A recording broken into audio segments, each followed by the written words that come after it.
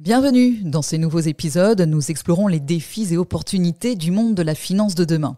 Des directeurs financiers de renom nous partagent leurs expériences, élèvent le voile sur leurs stratégies et des experts technologiques livrent les grandes tendances de transformation de la fonction de finance. Découvrez un univers où l'innovation, la résilience et le leadership sont les maîtres mots. Bonne écoute! Bonjour à tous, je suis avec Jérôme Janton, Business Development Manager chez Esker. Bonjour Jérôme. Bonjour. Qui est venu accompagner de son client Yves Ruina de la société Motul. Bonjour Yves. Bonjour. Vous êtes directeur juridique et compliance d'IPO. Motul, c'est en fait un fabricant de huile et lubrifiants pour moteurs et machines, c'est bien ça? Tout à fait. Alors, on va voir pourquoi vous êtes venu accompagner justement de Yves, parce que ça va illustrer cette collaboration et puis parce que surtout on va parler conformité facture avec les nouvelles réglementations qui se durcissent. D'abord Jérôme et Yves, je vais vous demander un petit peu de vous présenter rapidement et puis d'aller chacun sur votre métier. On commence par vous Jérôme. Esker, c'est quoi ? Esker, c'est une société de digitalisation des process métiers pour la finance notamment. Donc le cycle fournisseur avec notamment les factures fournisseurs et puis le cycle client avec les factures clients. Donc on a les deux cycles de factures depuis de nombreuses années et donc on s'inclut complètement dans la conformité et on est même immatriculé PDP depuis peu de temps.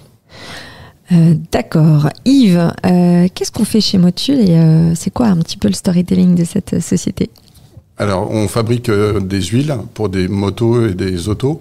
Le storytelling, il est assez long, je dirais, parce qu'il remonte en fait à une société américaine, 1853, qui a commencé effectivement à vendre des lubrifiants un peu partout dans le monde, qui était repris par une entreprise française et qui a développé le business en Europe à partir de 1932 et qui a repris l'activité en tant que telle à partir de 1957. Donc à ce jour, c'est à peu près 747 salariés pour un chiffre d'affaires consolidé d'à peu près 600 millions d'euros. Alors du coup, quels étaient les enjeux de ce projet, Jérôme, chez Motul, la problématique de départ, j'ai envie de dire? La problématique de départ, c'est justement la conformité. Il se trouve que chez Motul, ils ont anticipé les échéances et ils voulaient être déjà en conformité avec les règles qui sont en vigueur aujourd'hui et depuis de nombreuses années en France. Et ils nous ont contactés pour s'assurer de la conformité de Motul avec la réglementation en vigueur et aussi s'assurer de la conformité avec la réforme qui va arriver. Alors, vous êtes venu accompagné de votre solution Esker. Comment est-ce qu'elle peut répondre à ces enjeux ? Déjà, comment ça fonctionne ? Et ensuite, concrètement, avec justement Motul, comment est-ce que vous avez travaillé ? En fait, on travaille avec Motul à ce jour uniquement sur la partie diffusion des factures. Donc en fait, on va récupérer les flux de factures qui viennent de Motul, de leur outil ERP. Et on va diffuser les factures avec des différents canaux qui sont attendus par leurs clients, puisqu'ils ont différents clients avec différentes tailles et qui attendent soit de l'email, soit du courrier, parfois encore. Et donc Esker est capable de capter ce flux-là et de diffuser aux différents clients avec le format attendu en sortie. Donc, si j'entends bien, Jérôme, il y avait un problème de sourcing, de départ, c'est-à-dire pour quel client, quelle typologie aussi de médias pour lui envoyer, enfin en tout cas de communication de ces factures. Qu'est-ce que ça engendrait avant d'avoir la solution Esker et à un moment donné, qu'est-ce qui vous a dépassé ? En fait, quand on a mis en place la solution Esker, effectivement, c'était surtout pour, comme le rappelait Jérôme, répondre à un problème de conformité réglementaire qu'on a souhaité anticiper et également pour fluidifier les flux avec la facturation avec les clients. Tout à fait, c'est ça. Et c'est ce que nous a apporté cette solution, notamment, parmi d'autres éléments. Et l'objectif était également effectivement de réduire les coûts de gestion des factures, notamment en abaissant les coûts d'affranchissement et le coût de gestion des courriers, tout simplement, parce qu'on envoyait un certain nombre de factures par courrier postal.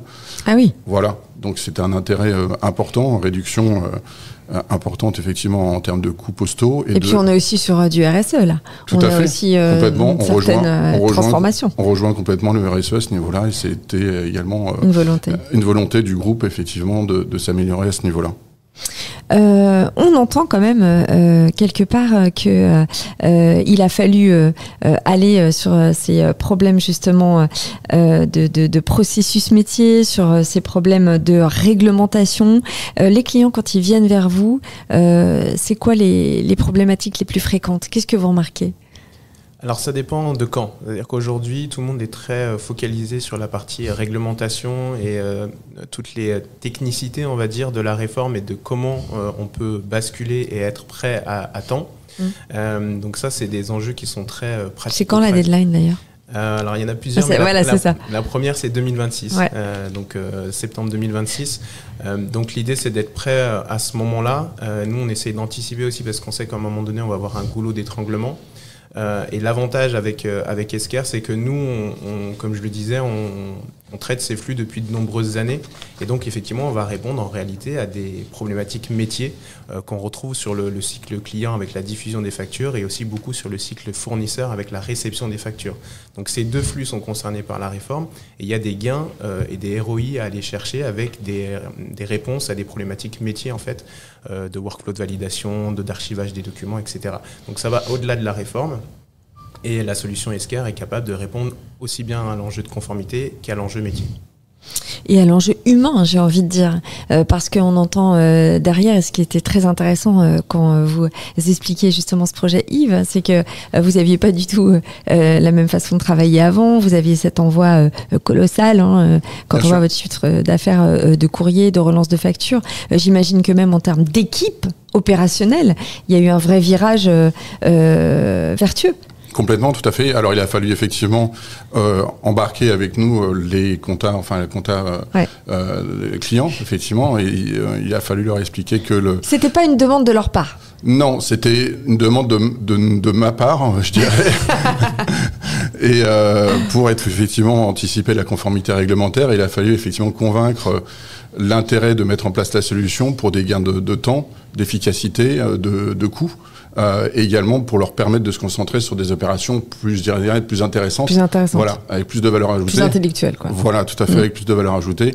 Et c'est exactement à quoi on a répondu. Et après 1 an et demi d'implémentation en France, tout le monde est très content et les gens sont très satisfaits et tout à fait contents de la mise en place de cette solution. Alors voilà, je voulais y venir, c'est le temps de déploiement, la planification, déploiement du projet en France pendant 3 mois. Oui. Et vous m'avez parlé d'1 an parce que quoi alors ? Parce qu'il a fallu... fait, on a déployé en France, alors on a anticipé, on a fait un kick-off en janvier 23, mais effectivement on a anticipé, on a fait des pré-réunions pour embarquer tout le monde, comme je disais, entre le 1er octobre 22 et le 31 décembre 22, et on a commencé à déployer à partir de janvier 23, et là maintenant c'est complètement implémenté en France, et effectivement le temps d'implémentation était pas d'1 an, était plutôt de 6 mois, et là pour le coup c'est effectivement c'est opérationnel, et on commence à le déployer sur nos filiales à l'étranger. Qu'est-ce que ça a apporté ? J'ai bien compris, gain de temps, productivité, efficience, mais je dirais même d'un point de vue individuel à chacun de vos collaborateurs et au final collectif. Alors individuel, ça leur a permis effectivement, comme je le disais, de gagner du temps et d'avoir un outil qui leur permette de fluidifier et effectivement de travailler plus en coordination au sein du service, parce qu'ils utilisent maintenant tous le même outil. Est-ce que ça les a fait monter en compétences ? Je pense, oui, effectivement, parce que comme je le rappelais, maintenant ils ont la possibilité de travailler sur des tâches qui apportent plus de plus-value pour eux, et puis pour le groupe et pour l'entreprise. Donc ça leur a effectivement permis de monter en compétences. Et également, ça nous a permis surtout dans le déploiement qu'on fait à l'heure actuelle avec les business units et les filiales, d'uniformiser effectivement la solution avec toutes les filiales. Et ça, c'est quelque chose qui est très important parce qu'on a un seul prestataire avec le même outil qu'on explique à tout le monde de la même façon et qui est implémenté de la même façon dans l'ensemble de nos filiales dans le groupe. Alors, un outil harmonisé, c'est pouvoir exploiter aussi, j'imagine. Du coup, est-ce que ça vous donne accès ensuite à des KPI, des reporting, à une analyse aussi en termes de relance, facture du coup, est-ce que c'est plus efficient aussi pour vous ? Oui, tout à fait, pour nous, pour le groupe, et ça nous permet effectivement d'avoir des remontées d'infos et comme vous le disiez, effectivement du reporting plus précis, plus pointu. Pour monitorer votre activité en quelque sorte, votre business. Et pour effectivement avoir aussi, et c'est un des points qui est important, c'est d'avoir des facturations clients qui soient plus rapides et un paiement des clients qui soit plus rapide. Et donc, pouvoir mieux travailler aussi dans votre secteur d'activité qui en plus a été très touché ces 5 dernières années. j'imagine. Oui, nous, on n'a pas eu un impact énorme. En fait, on a eu un taux de croissance qui était maintenu même pendant la période Covid. Ok, vous n'êtes pas sur tout ce qui est transport Non. Moteur et machine, c'est quoi votre marché ? En fait, notre marché, c'est essentiellement des véhicules, donc des voitures, et puis des motos, mais c'est assez souvent des voitures assez haut de gamme ou des véhicules de collection. D'accord, particuliers alors. Voilà, donc on a un peu effectivement sur des marchés de niche. Ouais. Et après, on développe en ce moment justement pour avoir des nouveaux produits, des fluides de refroidissement pour des batteries de véhicules électriques. Donc ça, c'est un peu notre nouveau marché. Et non seulement pas que pour les véhicules électriques, mais également pour des data centers. Voilà. Donc ça, c'est rien à voir. Rien à voir, mais justement, c'est pour anticiper un peu et puis trouver de nouveaux marchés qui n'ont rien à voir effectivement avec le core business. Ouais, data center, on voit quoi ? On voit les anciens AS400, des grosses machines, et il faut les huiler. Excusez-moi, ma question. Non, c'est pas ça. Stupide, en fait, mais... là, c'est des fluides de refroidissement. Ça n'a rien à voir avec du lubrifiant. C'est en fait, des circuits de refroidissement. En fait, vous mettez des baies dans des fluides de refroidissement qui permettent de les refroidir, et ça évite d'avoir tout un système de refroidissement avec des turbines en sous-sol qui sont très énergivores et en énergie et en place et en argent aussi. Jérôme, ce qui est intéressant, c'est d'entendre que finalement votre solution et cette flexibilité que vous avez offert à Yves lui permet aussi d'aller travailler sur les autres marchés, d'autres projets. C'est quoi les recommandations à faire à des futurs clients pour implémenter vos solutions, travailler en amont? Oui, alors en fait, il y a une première recommandation, c'est avant d'utiliser Esker, c'est effectivement de cartographier et d'essayer de voir un peu les flux. On se rend compte que c'est difficile souvent, et c'est là que ce que disait Yves est intéressant, c'est qu'ils ont aujourd'hui plus de maîtrise aussi, de KPI qui leur permettent de mesurer leur activité, de voir où il faut mettre des efforts ou pas. Et quand il y a une nouvelle activité, ils ont aussi le moyen de vérifier un peu comment ça avance et de manière assez simple dans Esker. Donc les bonnes pratiques, c'est de monitorer en amont, avant le projet, bien cartographier les flux, bien vérifier ce qu'il faudra faire en fait pendant le projet. On sait qu'en plus ça peut évoluer en réalité pendant le projet. Et aussi de mesurer après coup les gains qu'on a pu avoir. Et puis c'est dans la mesure. Et puis le suivi, comme le disait Yves, des personnes en fait qui travaillent avec les outils, et de voir comment a changé leur métier et est-ce qu'on peut leur apporter plus de choses. Est-ce que vous faites aussi, j'ai compris, audit, conseil, accompagnement, est-ce que vous faites aussi du coup de la formation des équipes ? Oui, on fait de la formation lors des déploiements des projets, on forme les équipes à l'utilisation d'Esker. En réalité, on ne fait pas vraiment d'audit, en tout cas très poussé comme pourrait le faire un cabinet. Nous, on va avoir une analyse parce qu'on a déjà des clients qui ont déployé, on sait par quoi ils sont passés, donc on est capable d'essayer d'accompagner nos clients ou nos prospects sur ces parties-là. Et après, toute la partie KPI et mesure de toutes les données, en fait, toutes les données qui passent par Esker peuvent être mesurées. Et donc ça, c'est embarqué dans la solution et ils peuvent l'utiliser eux-mêmes, ils n'ont pas besoin de nous. On va terminer avec vos actualités chez Esker. Donc, j'imagine la collaboration qui continue avec Yves. Mais vous travaillez sur quoi actuellement et surtout 2025, c'est l'année de quoi ? C'est la réforme. Donc, comme je disais, on a eu l'immatriculation assez récemment. Il y a encore eu des nouveautés données par la DGFiP sur l'organisation, on va dire, de cette réforme. Donc, ça a des impacts sur tous les acteurs qui sont les PDP, les OD et aussi les clients. Donc, en 2025, on prévoit d'avoir un regain, un élan, parce que 2 points, je vous coupe, mais c'est important. 2 points qui vraiment pour vous seront les thématiques les plus importantes en termes de charge de travail à faire évoluer dans cette réforme. Il y a un gros point qu'on a depuis le début qui est l'information. C'est-à-dire qu'il y a beaucoup de choses, ça évolue régulièrement et donc on a souvent des entreprises et des personnes dans les entreprises qui ne sont pas forcément au fait de l'ensemble de la réforme et de comment ça évolue et comment ils doivent s'adapter. Donc c'est l'accessibilité à l'information en fait, c'est ça ? La connaissance. C'est ça, qui n'est pas évidente parce qu'en plus, sur certains points, l'information n'existe pas encore. Donc c'est pas évident. Donc la matière. C'est ça, exactement. Ok. Le deuxième point qui, moi en tout cas, me paraît important, c'est la différenciation des PDP. C'est-à-dire qu'il y a plusieurs PDP qui ont été immatriculés. PDP plateformes partenaires. Donc, c'est les plateformes en fait, qui vont suivre, qui vont réceptionner les factures et diffuser les factures pour le gouvernement, entre guillemets. Et donc, précédemment, ces PDP devaient se connecter à la plateforme du gouvernement. Et récemment, le gouvernement a indiqué qu'il n'y aurait pas de plateforme à se connecter et que c'est ces PDP-là qui vont jouer le jeu et retransmettre en fait les informations. D'accord.